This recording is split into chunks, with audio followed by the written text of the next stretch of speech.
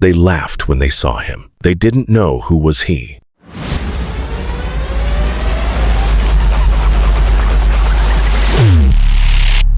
A black man, standing by the door of their sleek luxury sedan. Must be the driver, one of them muttered, loud enough for him to hear. Another smirked, tossing his leather briefcase into the back seat.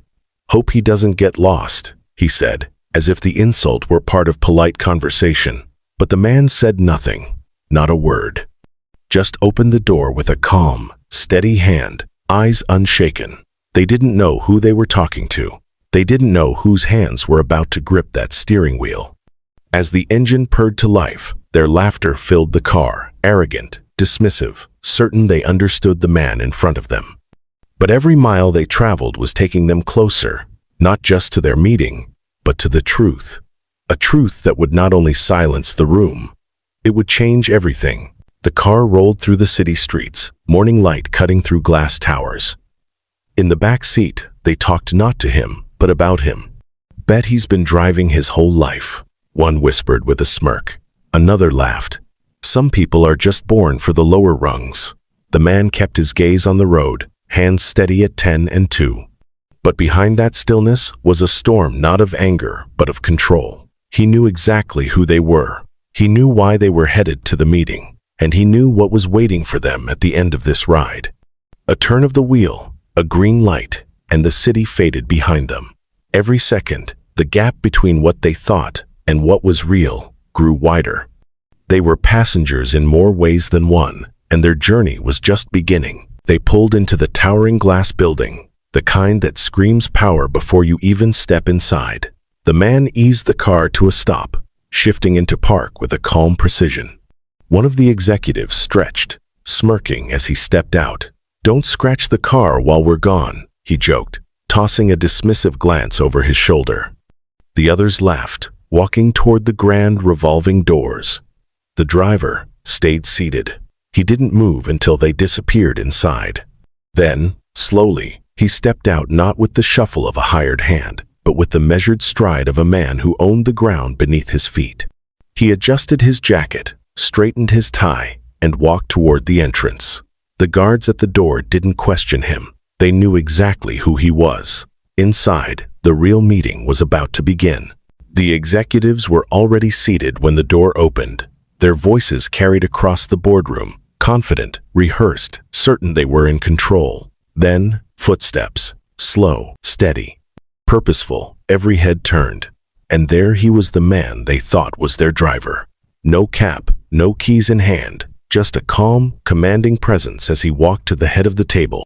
One executive's smirk faltered. Another's jaw tightened. "Gentlemen," he said, his voice low but unshakable, "I believe we have business to discuss." No one moved. No one spoke. The air was thick with the realization crashing over them. The man they had mocked was the man they were here to impress. And in that moment, the balance of power didn't just shift, it turned completely upside down. He let the silence stretch, each second pressing heavier on the room. Then, he spoke. "You came here today to pitch me your grand idea.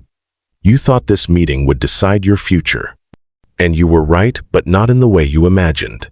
He paused, his eyes locking with each of theirs, one by one. "On the way here, I heard your words, every insult, every assumption." One man shifted in his seat. Another stared at the table. "What you didn't know," he continued, "is that this company is mine. The contracts you want, my signature seals them. The board you're trying to sway answers to me." His tone never rose, but his words landed like hammer blows. "And before we begin, let's be clear, I don't do business with people who can't see past the surface." The room seemed smaller now. The polished mahogany table, the towering windows, even the sunlight spilling in, all of it dimmed under the weight of his presence. One of the executives cleared his throat, attempting a smile. "We may have been mistaken," he began. The man at the head of the table didn't return the smile. "Mistaken?" he said slowly, leaning forward. "Mistakes are forgetting a name. Misjudging someone's worth? That's a choice." He let the words hang in the air, each one cutting deeper than the last. "On that ride here, I learned everything I needed to know about your character. And gentlemen, he paused, his eyes narrowing. Character is the one thing money can't buy. Chairs shifted. Eyes dropped. The arrogance they wore so easily just an hour ago was gone, replaced with a raw, uneasy silence. The power had changed hands, and there was no getting it back. He straightened in his chair, resting both hands on the table. Business isn't just about numbers, he said, his voice calm but carrying a force that made every man in the room lean in. It's about respect. If you can't respect the person you think is beneath you, then you don't deserve a seat at this table. One of them opened his mouth to speak, but his glance stopped him cold.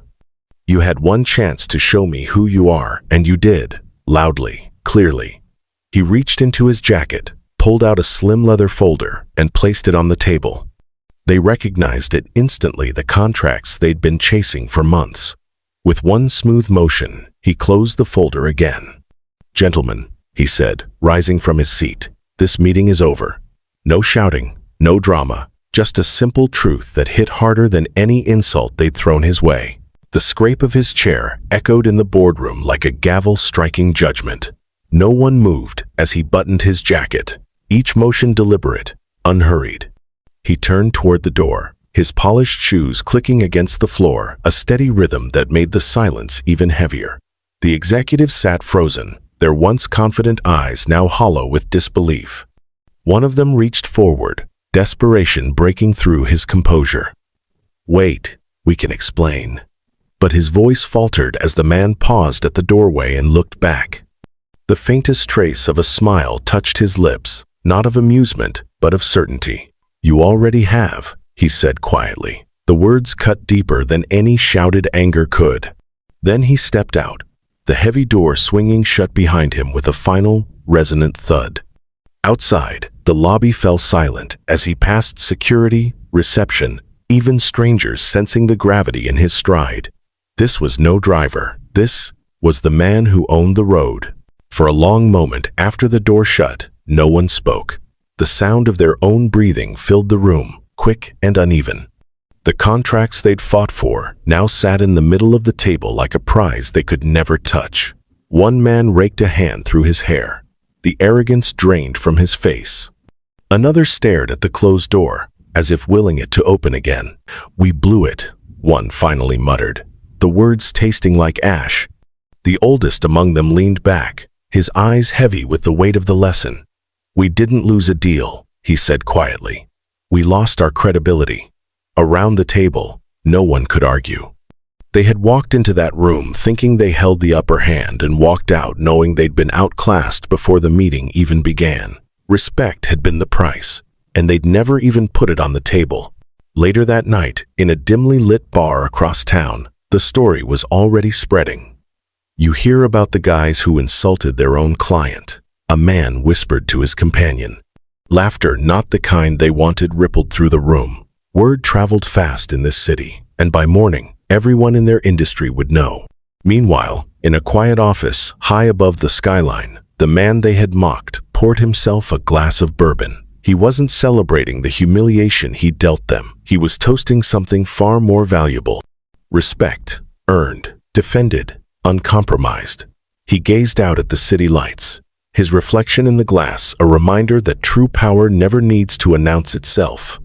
Across town, the executives sat in their silence, replaying every careless word, knowing this one mistake had closed doors they could never reopen.